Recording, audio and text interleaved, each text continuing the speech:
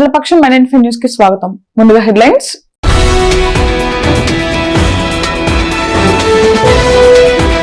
RTC bus ఢీకొని బాలుడికి తీవ్ర గాయాలు. తంబలపల్లి నియోజకవర్గంలోని కురబలకోట పిచ్చల వాడ్లపల్లికు రెడ్డి గణేష్.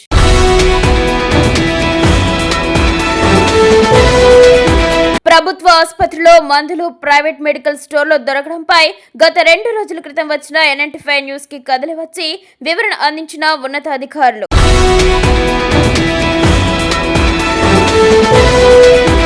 పలమనేరులో కత్తిపోట్లు కలకలం. 3 యువకులకు తీవ్ర గాయాలు. ఆసుపత్రికి తరలింపు. 2 మెరుగైన వైద్యం కొరకు రిఫర్. డీటెయిల్స్ చూస్తే వాల్మీకుల ఆకాంక్షలు నెరవేర్చడానికి వాల్మీకి ముద్దుబిడ్డ అనంతరం పార్లమెంటు సభ్యులు అంబికా లక్ష్మీనారాయణ ద్వారా సాధ్యమని వాల్మీకి ధర్మ సమాజ్ రాష్ట్ర ప్రధాన కార్యదర్శి పూలకుంట్ల హరిబాబు ఆకాంక్షించారు. మొక్కులు తీర్చుకోవడానికి ప్రముఖ శక్తి పీఠం శ్రీ బోయకొండ గంగమ్మ ఆలయానికి అనంతపురం పార్లమెంట్ సభ్యులు అంబికా లక్ష్మీనారాయణ విచ్చేశారు. ఈ సందర్భంగా బోయకొండ వద్ద రాష్ట్రీయ వాల్మీకి ధర్మ సమాజ్ నాయకులు ఘన స్వాగతం పలికారు. దుశ్శాలువతో సన్మానించి పూల బొకేలు అందించి పూలమాలలు వేసి నూతన సంవత్సర శుభాకాంక్షలు తెలియజేశారు. ఈ సందర్భంగా వాల్మీకి చిరకాల ఆకాంక్షలు నెరవేర్చడానికి పార్లమెంట్ సభ్యులుగా మీ వంతు కృషి చేయాలని అభ్యర్థించారు. అనంతరం ఆయనతో పాటు శ్రీ బోయకొండ గంగమ్మ దర్శనానికి వెళ్లారు. ఈ కార్యక్రమంలో రాష్ట్రీయ వాల్మీకి ధర్మ సమాజ్ అధ్యక్షులు మేకల విజయమోహన్, గంపల గంగరాజు, టైలర్ సీనా, హరి, మహేష్, లక్ష్మణ, నిమ్మనపల్లి రమణ, రవి, ఆనంద్ తదితరులు పాల్గొన్నారు. ఆర్టీసీ బస్సు ఢీకొని బాలుడు తీవ్రంగా గాయపడ్డాడు. ఈ సంఘటన ఆదివారం మదనపల్లి మండలంలో జరిగింది. పోలీసుల కథనం మేరకు తంబలపల్లి నియోజకవర్గంలోని కురబలకోట మండలం పిచ్చలవాండ్లపల్లెకు చెందిన మాధవ కుటుంబం మదనపల్లి సిటిఎం రోడ్లోని టిట్కో ఇళ్లలో నివాసం ఉంటోంది. ఈ క్రమంలో మాధవ కుమారుడు రెడ్డి గణేష్ టిట్కో ఇళ్ల నుంచి ద్విచక్ర వాహనంలో మదనపల్లె పట్టణంలోకి బయలుదేరాడు. మార్గ మధ్యంలోని తట్టివారిపల్లి చెరువు కట్టపై ఆర్టీసీ బస్సు మదనపల్లె వైపు వెళుతుండగా దాని వెనుకే వెళ్తున్న కారు బస్సును అధిగమించింది. కారు వెనుకే వెళ్తున్న రెడ్డి గణేష్ బస్సును అధిగమిస్తుండగా బస్సు డ్రైవర్ గమనించుకోకుండా రెడ్డి గణేష్ ను ఢీకొన్నాడు.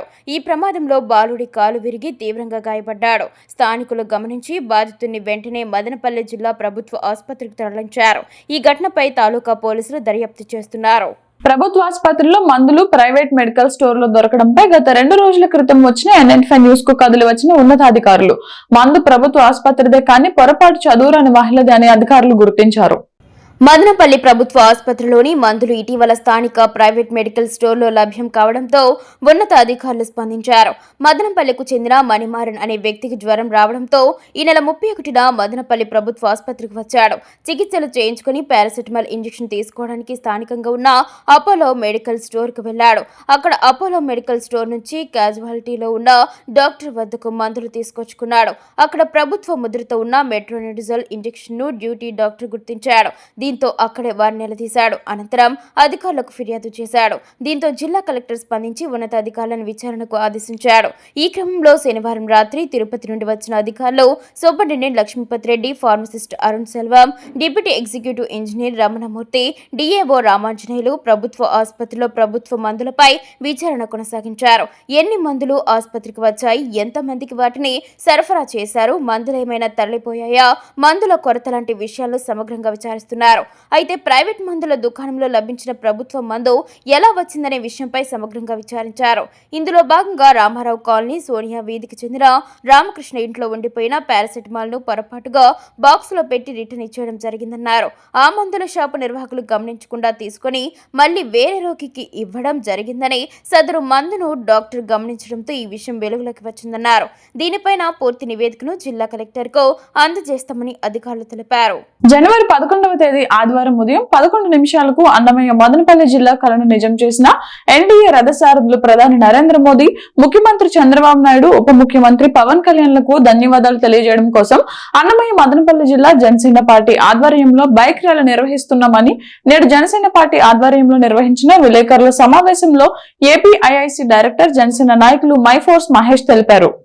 600 రోజులు పైగా మదనపల్లెను జిల్లా కేంద్రంగా చేయమని గత వైసీపీ పాలనలో ఉద్యమాలు చేస్తే కనీసం వైసీపీ ప్రభుత్వ పెద్దలు పట్టించుకోకపోగా మదనపల్లి జిల్లా కోసం పోరాడిన ప్రతి ఒక్కరిపై అక్రమ కేసులు పెట్టి కోర్టు చుట్టూ తిప్పిన విషయాన్ని మనమందరం మర్చిపోకూడదని కూటమి ప్రభుత్వం ఏర్పడ్డాక మదనపల్లి జిల్లా వాసుల కళల్లో సాకారం చేస్తూ మదనపల్లి నువ్వు జిల్లా కేంద్రంగా ప్రకటించడం జరిగిందని ఎన్డీఏ పార్టీ కూటమి పార్టీల అధినేతలకు ధన్యవాదాలు తెలియజేస్తూ నిర్వహించే కార్యక్రమాన్ని విజయవంతం చేయాలని పిలుపునిచ్చారు. ఈ కార్యక్రమంలో జనసేన పార్టీ నాయకులు సందీప్ రెడ్డి, లీగల్ సెల్ అధ్యక్షులు అమర్ నారాయణ, రమణారెడ్డి, చిరంజీవి, రాజా, మనోజ్, నరేష్, నాగేంద్ర, జనసేన పార్టీ మహిళా నాయకులు శోభ, సునీత, జై భవ్య, భారతి తదితరులు పాల్గొన్నారు.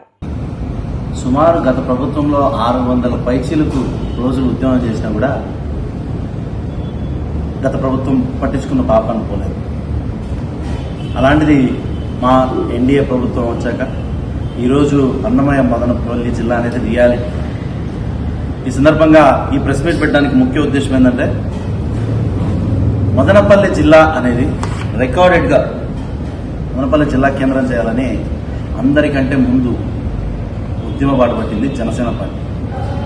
మే 31, 2019 నుంచి 1,00,000 సంతకాల సేకరణ కానీ, 1,00,000 పోస్ట్ కార్డుల పంపిణీ, పోస్ట్ కార్డు ఉద్యమం కానీ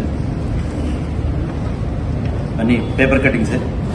సో 2019 మే 31 నుంచి జనసేన పార్టీ మదనపల్లి జిల్లా కేంద్రం చేయాలని, అలాగే అప్పట్లో మదనపల్లి కార్పొరేషన్ చేయాలని మిగతా డిమాండ్లతో ఈ ఉద్యమాన్ని ప్రారంభించాం. ఎప్పుడైతే జిల్లా ఫామ్ అయిందో ఆ రోజు నుంచి మన వివిధ పార్టీలు ఇంకోటి సంబరాలు చేస్తున్నాం.